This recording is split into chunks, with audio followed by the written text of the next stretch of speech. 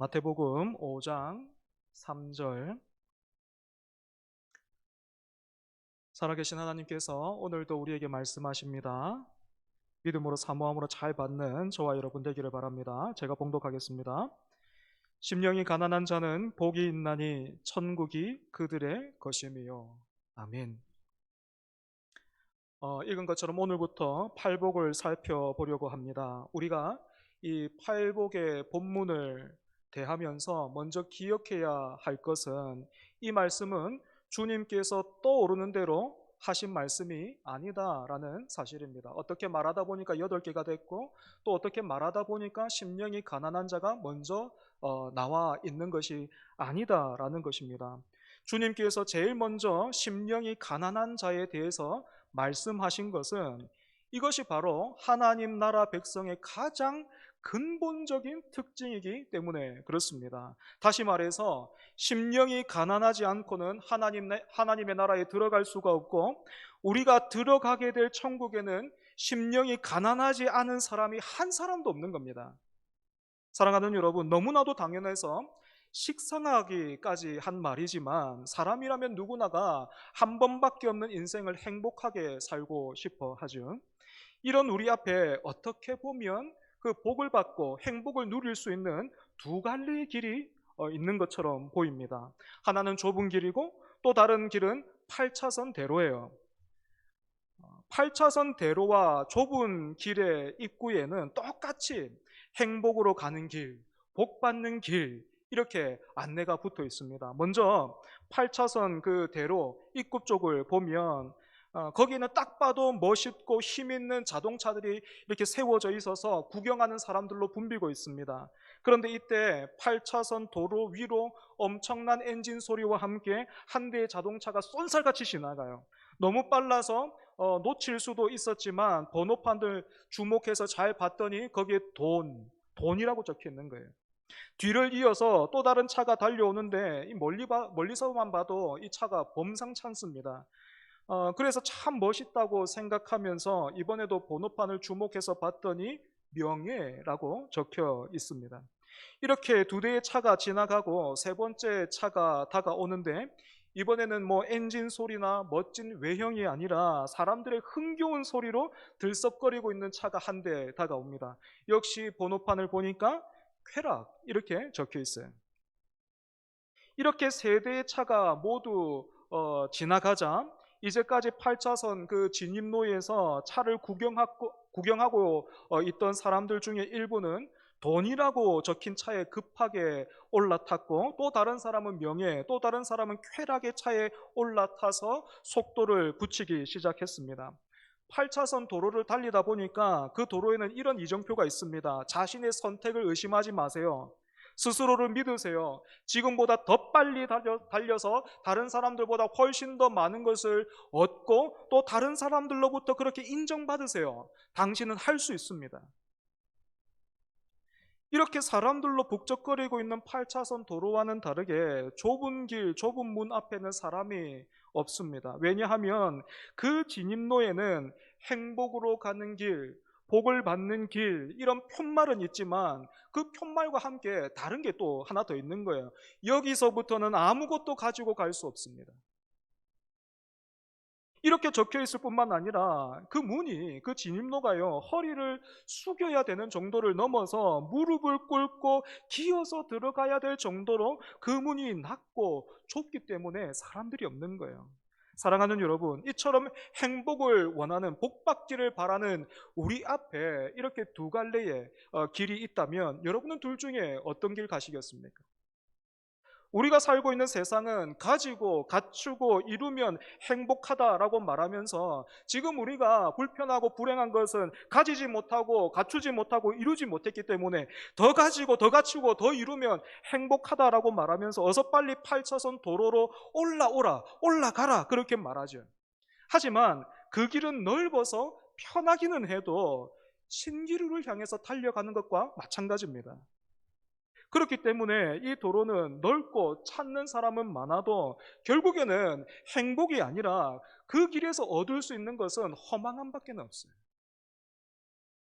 하지만 하나님은 우리보다 우리를 더 사랑하시고 또 우리보다 더 우리가 행복하기를 원하셔서 하나님의 아들이신 예수님을 이 땅에 보내시고 제자들을 향해서 이렇게 선포하게 하셨습니다. 심령이 가난한 자는 복이 있나니 천국이 그들의 것임이에요. 이 말씀의 의미를 살피기에 앞서서 이 말씀을 보면서 우리가 생각할 수 있는, 또 가질 수 있는 오해 두 가지를 먼저 다루겠습니다. 첫 번째로, 이 말씀은 우리가 우리의 심령을 가난하게 만들면 이런 복을 받게 될 것이다, 이렇게 말하고 있는 것이 아닙니다. 이 구절을 원어로 보면 복이 있다라는 단어가 제일 앞에 나와 있어요. 이 복이 있다라는 말은 행복하도다, 이런 같은 뜻인데 원문으로 보면 이 복이 있다, 이게 제일 앞에 있습니다. 구약학 교수님이신 전성민 목사님의 저서 팔복에 보면 복이 있다라는 말이 이처럼 제일 앞에 나와 있는 그 의미에 대해서 이렇게 설명하고 있습니다. 복됩니다 라고 외치는 것은 어떤 특정한 행동이 아니라 사고방식의 변화를 요청하는 말씀입니다. 이렇게 하라 보다 이렇게 이해하라, 이렇게 생각하라, 이것을 인정하라는 함의를 지닌 선언입니다. 다시 말해, 심령이 가난한 사람이 되어 하나님의 복을 받으라고 행동을 촉구하는 것이 아니라 심령이 가난한 사람이 복된 사람이다 라는 선언을 받아들이라고 사고방식과 세계관의 변화를 촉구하는 말씀입니다. 본문을 보면서 우리가 가질 수 있는 두 번째 오해는, 이 구절은 가난함을 찬양하거나 가난함을 권장하는 그런 말씀이 아니다라는 것입니다. 만약에 물질적으로 가난한 그런 환경과 상황이 우리의 심령의 가난함과 직결되어서 그 사람 안에 천국의 약속을 더욱더 견고하게 만들 수만 있다면 교회는 지금부터 모든 구제 활동을 중단해야 될 겁니다. 그렇다면 심령이 가난하다라는 이 말은 무슨 뜻일까요? 먼저 심령이라는 이 단어는 성경의 다른 곳에서 마음, 이렇게도 번역되는 단어인데, 김남준 목사님은 이 심령을 가리켜서 인격과 생활의 사령부다, 이렇게 말씀하셨습니다. 그리고 가난이라는 단어는 역시 다른 성경에서 보면 이 똑같은 단어가 거지, 이렇게 번역되어 있어요.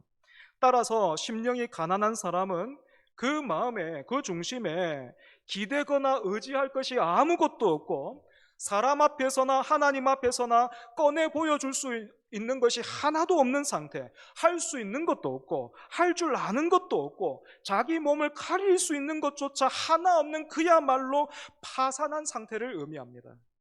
세상은 절대로 이해할 수 없는 역설이 바로 여기에 있죠. 여러분, 어떻게 파산한 마음이 행복할 수 있습니까? 어떻게 파산된 그 마음이 복될 수 있습니까? 사랑하는 여러분, 여기에서 우리는 비워야 채울 수 있다라는 중요한 영적인 원리를 발견하게 됩니다. 비워야 채울 수 있다. 여러분, 그렇다면 우리는 어떻게 우리의 이 심령, 우리의 마음을 비우되 철저히 파산시킬 수 있을까? 우리의 심령을 어떻게 우리 스스로 파산시킬 수 있겠습니까? 신약 성경에서 바울은 자신을 어떻게 고백하고 있습니까? 스스로에 대해서 어떻게 고백하나요? 죄인.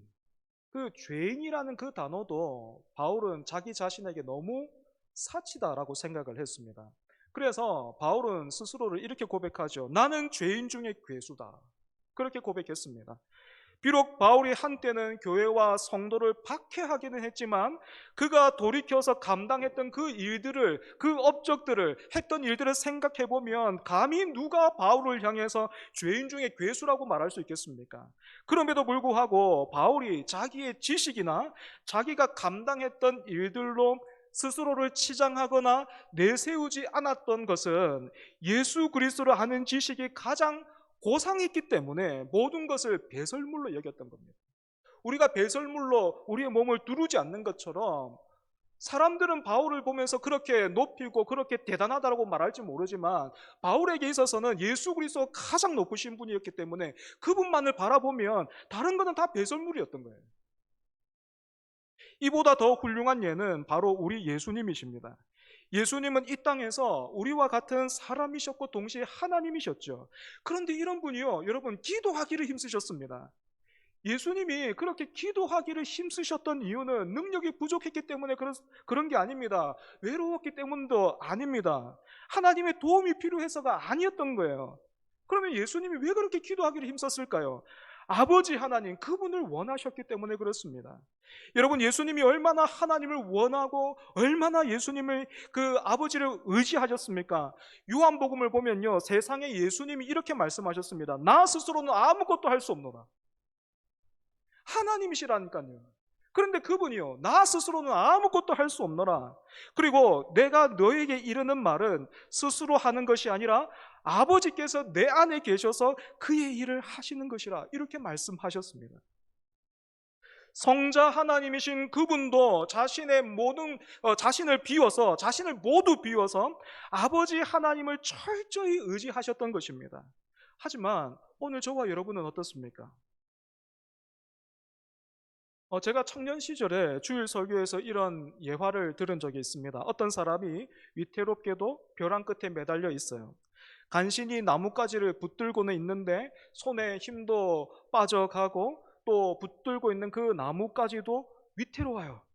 그래서 이 사람은 간절히 하나님께 살려달라고 기도하기 시작했습니다. 감사하게도 하나님이 이 사람의 기도를 들으시고 응답하셨는데 이렇게 말씀하셨습니다. 내가 살려줄 테니 손에 쥐고 있는 거 그거 놔라. 이 사람은 하나님으로부터 분명한 응답을 받았지만 발밑을 쳐다보니까 엄두가 안 나는 거예요. 그래서 이 사람이 다시 기도했습니다. 하나님, 손을 놓는 것 말고요, 뭐 사람을 보내주신다든지 아니면 뭐 이렇게 큰 새가 온다든지 아무튼 뭐 다른 방법은 없습니까? 무서워서 도무지 엄두가 안 납니다. 하나님이 또다시 응답했습니다. 내가 살려줄 테니까 나를 믿고 손에 쥐고 있는 건 놔라. 그러자 이 사람은 잠시 고민하더니 이렇게 외치기 시작했습니다. 여기에 하나님 말고 다른 사람은 없어. 살려주시오. 비록 지어낸 이야기에 불과하지만 하나님 앞에서 우리의 모습을 정확하게 그리고 있는 것은 아닐까 생각하게 됩니다. 우리는 내가 쥐고 있는 곧 부러질 것 같은 나뭇가지는 끝까지 붙들고 있는 그런 고집과 어떤 그런 의지는 있어도 하나님을 그처럼 붙들고 내 자신의 전부를 내어드리진 않죠.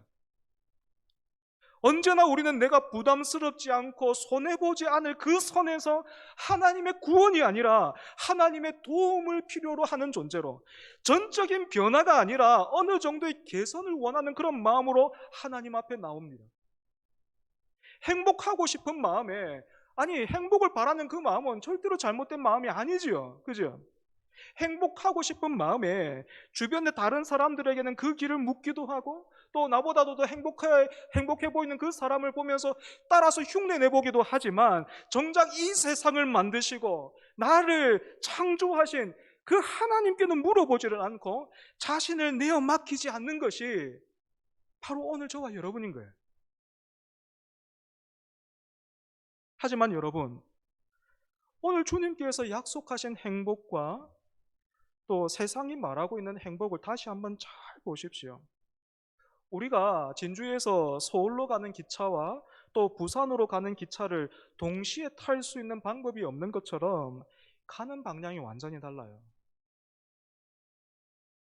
때문에 여러분, 세상이 오늘 우리에게, 또 사탄이 오늘 우리 마음에 하나님의 말씀을 가리키면서 여기 뭐 특별한 게 있겠어, 다 뭐 잘 살고 또 착하게 살면서 복 받자고 하는 소리지 뭐 별 다른 게 있겠어, 적당하게만 믿으면 돼. 여러분, 이렇게 속삭이는 그 소리에 절대로 속아 넘어가지 마십시오. 그렇다면 오늘 우리는 어떻게 심령이 가난한 자가 될 수 있습니까? 여기에는 세 가지 원리가 있어요. 첫 번째로, 우리는 혼자서 스스로의 심령을 가난하게 만들 수 없습니다. 우리 능력 밖의 일이라는 거예요. 과거 수도원에서 수도사들은 자신을 세상과 격리시키고 또 갖은 수고와 고행을 통해서 자신의 심령을 가난한 자리로 끌어내리려고 부단하게 애를 썼습니다. 하지만 그런 시도는 모두 물거품으로 물거품이 되어 버렸죠. 그죠? 자기가 행한 수고와 고행이 고스란히 자기의 업적과 자랑으로 돌아오는 것을 경험했기 때문에 그렇습니다. 사랑하는 여러분, 우리는 절대로 우리의 심령을 가난한 자리로 끌어내릴 수 없습니다. 대신에 하나님을 경험하면 그 심령은 가난해집니다. 하나님의 영광에 눈이 뜨이면 그 심령은 가난해질 수밖에 없습니다. 하나님의 영광을 봤던 이사야 선지자가 뭐라고 고백했습니까? 화로다 나여 망하게 되었도다 하면서 절규했습니다. 그렇다면 오늘 저와 여러분은 하나님을 어떻게 경험할 수 있습니까? 그래서 어떻게 우리의 심령이 낮아질 수 있습니까? 하나님의 말씀과 예배를 통해서 또 우리 안에 계신 성령님을 통해서 우리는 하나님을 경험할 수 있습니다. 참 감사한 것은요, 하나님께서 우리 교회를 너무나도 사랑하셔서 또 은혜 주시기를 원하셔서 7월에 사경회를 허락해 주셨다라는 것입니다.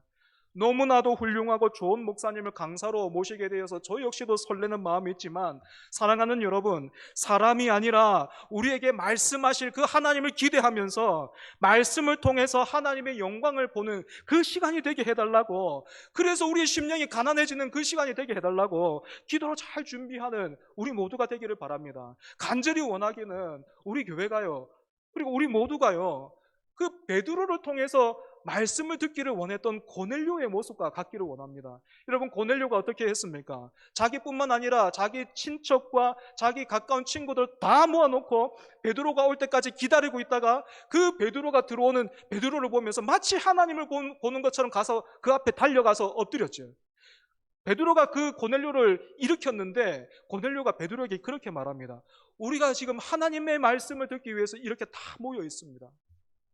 여러분, 그런 사모함이 있을 때에 베드로가 설교를 시작하는데 베드로의 그 설교가 끝나기도 전에 어떤 일이 일어납니까? 거기에 모여있던 사람들에게 성령이 임하기 시작합니다.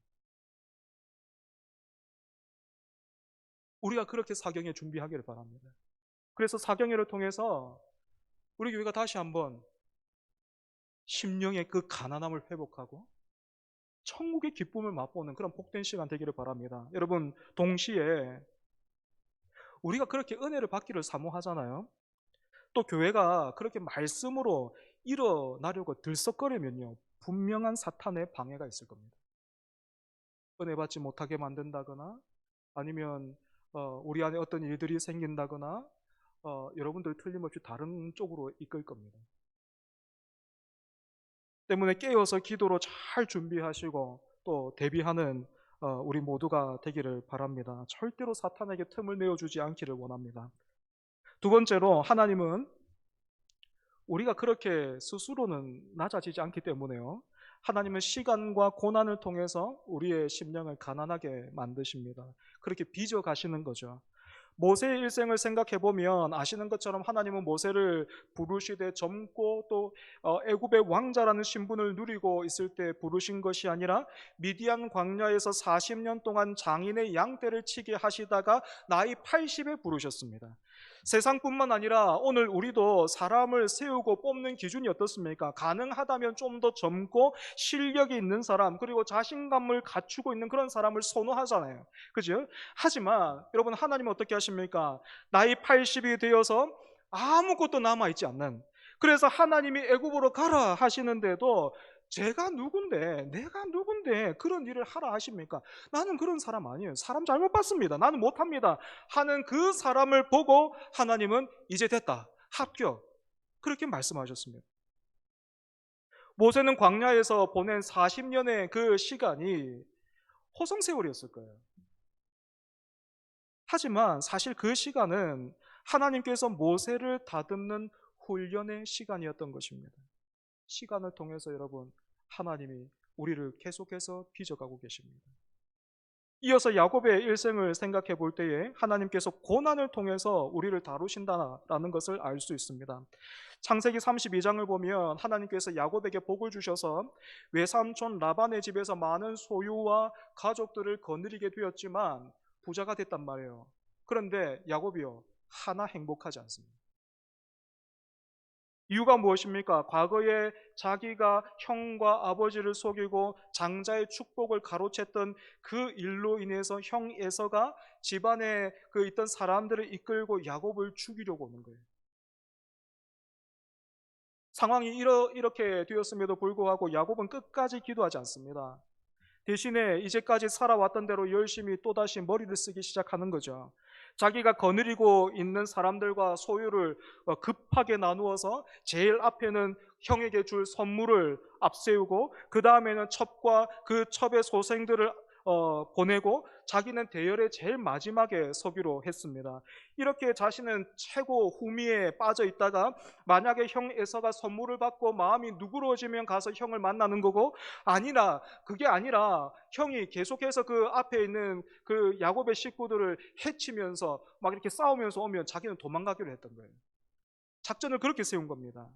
하나님은 이렇게 끝까지 하나님을 의지하기보다는 잔머리를 쓰고 있는 야곱을 찾아가셔서 하나님은 씨름을 거십니다. 여러분, 하나님이 왜 야곱과 씨름을 하십니까? 이 씨름의 의미는 이렇습니다. 너의 힘대로 또 너의 꾀대로 살던 너의 삶을 내려놓고 이제 나를 구하라, 이제 하나님을 구하라, 하나님을 붙들고 의지하라 하시는 거예요. 이 씨름을 밤새도록 합니다. 하지만 야곱은 이 씨름에서 끝까지 무릎을 꿇지 않고 끝까지 버텨요. 그러자 하나님은 이처럼 고집스러운 그 야곱을 어떻게 하십니까? 우리 같으면 니는 안 되겠다 하면서 그냥 버려버리면 그만일 것 같은데, 하나님이 이 야곱을 어떻게 다루십니까? 허벅지 관절을 내리칩니다. 그래서 그때부터 야곱이 다리를 절어요.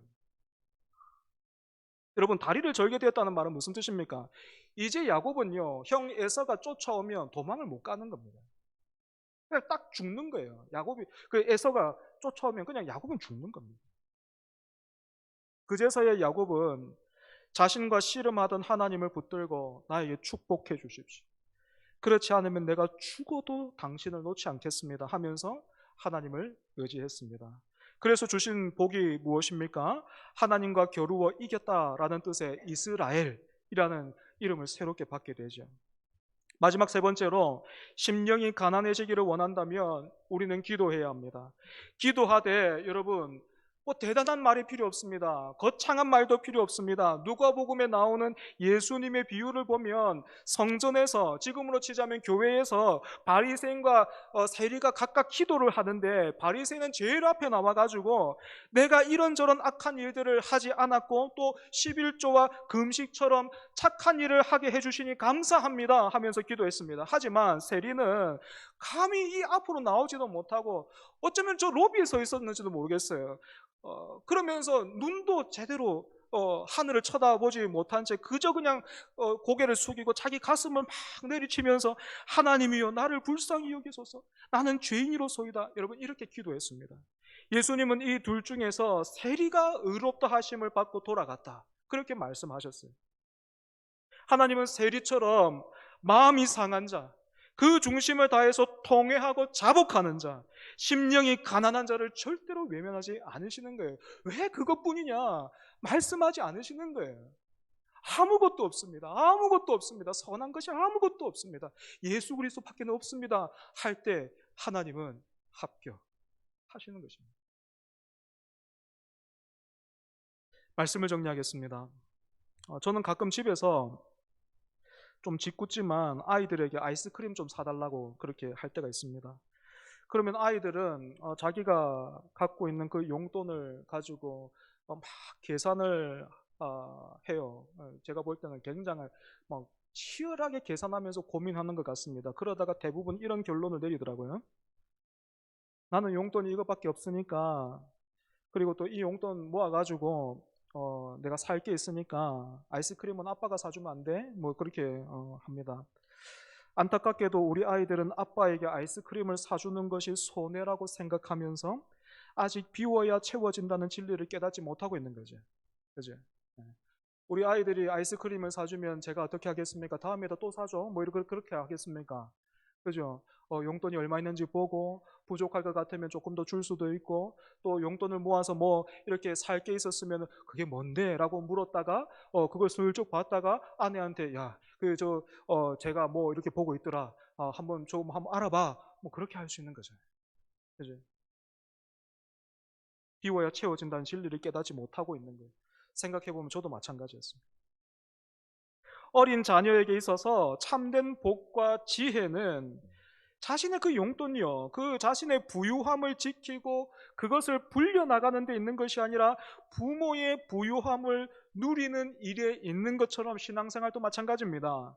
우리는 부모의 손에 들려있는 그것에만 주목하는 아이들처럼 하나님이 우리에게 주실 수도 있는 어떤 그것에 마음을 쏟고 있지만, 여러분, 하나님은 너무나도 선하신 분이고 하나님은 너무나도 우리보다도 우리를 더 복되게 하기를 원하시는 분이기에 하나님은 자기 자신을 주고자 하시는 거예요. 왜냐하면 하나님보다 더 큰 복은 없기 때문에 그렇습니다. 하나님 손에 들려있는 그 어떤 것이 아니라 하나님은 하나님 자신을 여러분에게 주고 싶어 하십니다. 부와 명예와 쾌락은 우리를 행복이라는 신기루로 달려가게 만들지만, 하나님의 은혜와 사랑은 우리에게 하나님의 나라를 약속하고 그 나라로 인도합니다. 좁은 문, 좁은 길에 여기서부터는 아무것도 가지고 갈 수 없습니다, 그렇게 써 있어도 여러분 겁먹거나 고민하지 마십시오. 그 말은요, 우리에게 있어야 되고 필요한 것은 이미 예수님께서 다 이루어 놓으셨으니 믿기만 하라 하시는 거예요. 내가 너에게 필요한 것들은 모두 다 해놨다. 모두 다 준비되어 있다. 믿기만 하라. 믿음으로 이 길에 들어서는 자들만이 온 우주를 창조하신 하나님을 아버지로 누리면서 이 땅에서부터 천국을 누릴 수 있습니다. 사랑하는 여러분, 이것은 틀림없는 주님의 약속입니다. 이 약속 믿고 여러분, 심령이 가난한 자의 그 기쁨을 맛보아 누리는 저와 여러분 되기를 바랍니다. 말씀을 기억하면서 우리 찬송하겠습니다.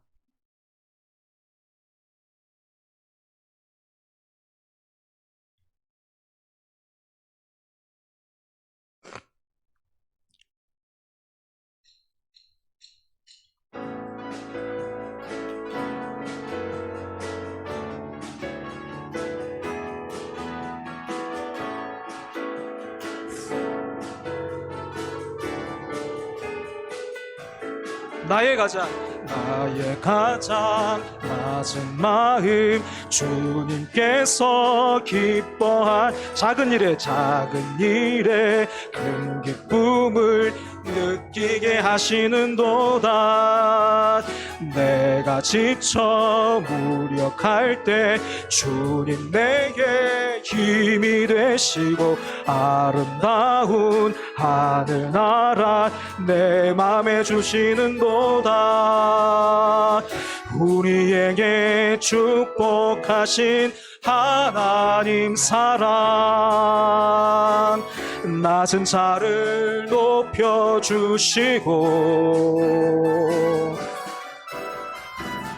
아름다운 하늘나라 허락하시고 내 모든 것 예비하시네. 찬양함의 기쁨을, 감사함의 평안을, 간구함의 하나님 알도록 하셨네. 다시 한번, 나의 가장 낮은 마음, 나의 가장 낮은 마음, 주님께서 기뻐하시고 작은 일에 큰 기쁨을 느끼게 하시는도다. 내가 지쳐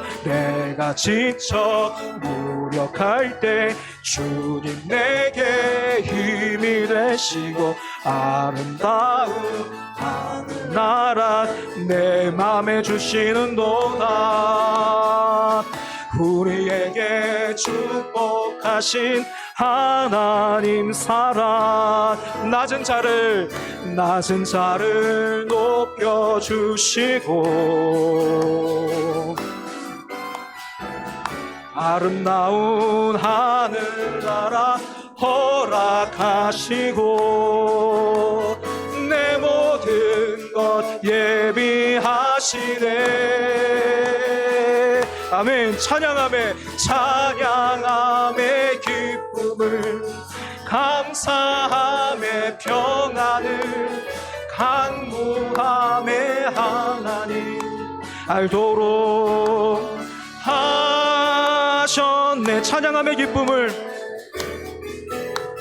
찬양함의 기쁨을, 감사함의 평안을, 간구함의 하나님 알도록 하셨네. 아멘. 여러분, 이 시간에 같이 기도하겠습니다. 찬양함의 기쁨을, 감사함의 평안을, 간구함의 하나님 알도록 하셨네. 심령이 가난한 자는 복이 있나니 천국이 그들의 것이며. 하나님, 그 말씀을 따라, 이 말씀을 따라 하나님께서 기뻐하시고 또 하나님께서 천국을 약속하신 그 심령으로 살기를 원합니다. 오늘이 전부가 아니라 내가 내 평생 그와 같이 살기를 원합니다. 내 심령을 채우고 내 심령을 만족시키는 분은 하나님밖에 없습니다. 하나님 은혜 주십시오. 하나님의 그 영광을 보게 해주십시오. 그래서 세상은 이해할 수 없지만 이 심령이 가난한 자에게 복이 있다라는 그 말씀을 내 평생 누리며 살게 하여 주시고, 이 평생 이 땅에서의 삶뿐만 아니라 내가 죽어서도 그 완성될 하나님의 그 나라에서 찬양함의 기쁨을, 감사함의 평안을 누리는 우리 모두가 되게 해달라고, 이 복을 누리는 우리 모두가 되게 해달라고 이 시간 함께 기도하겠습니다. 하나님 감사합니다. 하나님 감사합니다. 지난 일주일 동안 그 8차선 대로 기웃거리고 있다가 돈이 또 명예가 그리고 또 쾌락이 하나님 달려가는 그 길을 하나님 아슬하니 그렇게 바라보고 있다가 하나님의 은혜에 이끌려, 하나님의 그 사랑에 이끌려 내가 오늘 우리가 여기에 왔습니다. 그리고 하나님께서 말씀하십니다. 심령이 가난한 자가 복이 있나니 천국이 그들의 것임이라.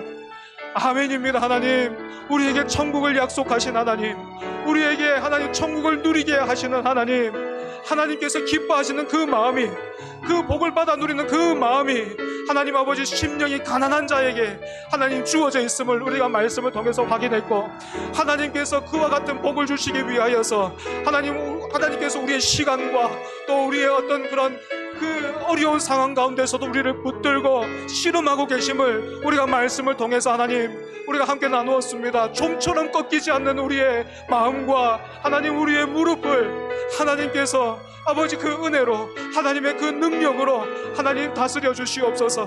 너무나도 감사한 것은 하나님 우리에게 사경회를 허락하셨는데 아버지 하나님 그 사경회를 통하여서 말씀의 눈이 열려서 그 하나님의 복됨과 그 하나님의 그 영광의 눈이 열려서 아버지 하나님 우리 모두가 심령이 가난한 자가 되어서 천국의 그 기쁨을 사모하며 이미 우리에게 주신 그 은혜로 인하여서 하나님을 향하여 찬송하고 감사하며 평안합니다, 만족합니다, 충분합니다 고백할 수 있는 우리 모두가 될 수 있게 하여 주시옵소서.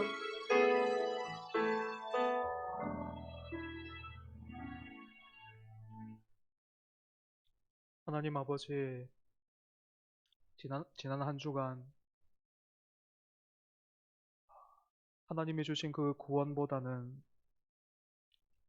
돈과 명예와 쾌락이 뽐내고 있는 그 8차선 도로를 보면서 아쉬워하는 마음, 또 하나님을 향하여 섭섭한 그 마음 가지고 살아왔는데, 그런 우리 여전히 사랑하시고 여전히 품어 안으시고 오늘 또 예배의 자리로 말씀 앞으로 불러주셔서 하나님 감사합니다. 말씀을 통하여 심령이 가난한 자는 복이 있나니 천국이 그들의 것임이라 말씀하셨음에도 불구하고 여전히 하나님이 우리에게 주신 것이 세상에서 누리는 것보다 작아 보입니다. 하나님 우리를 긍휼히 여겨 주시옵소서.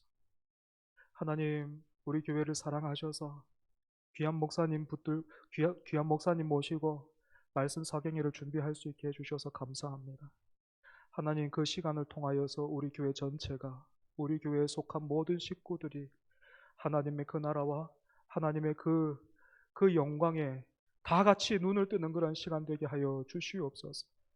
하나님 그래서 비록 무릎으로 기어가야 하는 좁은 길이지만 그럼에도 불구하고 예수 그리스도로 인하여서 우리에게 허락된 그 천국의 기쁨으로 인하여서 그 천국의 영광으로 인하여서 되었다, 다 가졌다, 더 이룰 것이 없노라 고백하며 그 길로 하나님 다른 영혼들을 초청하는 우리 모두가 될 수 있게 하여 주시옵소서. 하나님, 시간을 통해서 또 고난을 통해서 우리를 만지시는 하나님 아버지, 그럼에도 불구하고 참 그 시간이 너무나도 힘들고 어렵습니다. 사랑하는 우리 성도들 가운데에서 고난의 시간을 보내고 있는, 또 답답한 그 현실을 살아가고 있는 성도들, 하나님 은혜로 또 성령 충만함을 허락하여 주시고 붙들어 주시옵소서. 그 심령 가운데 하나님 은혜 더하여 주시옵소서. 천국의 그 기쁨을 누릴 수 있게 하여 주시옵소서. 회복시켜 주시고 일으켜 주시옵소서. 하나님, 그래서 우리가 다 같이 천국을 이루어가는 복된 공동체 되게 하여 주옵소서. 예수님 이름으로 기도합니다. 아멘.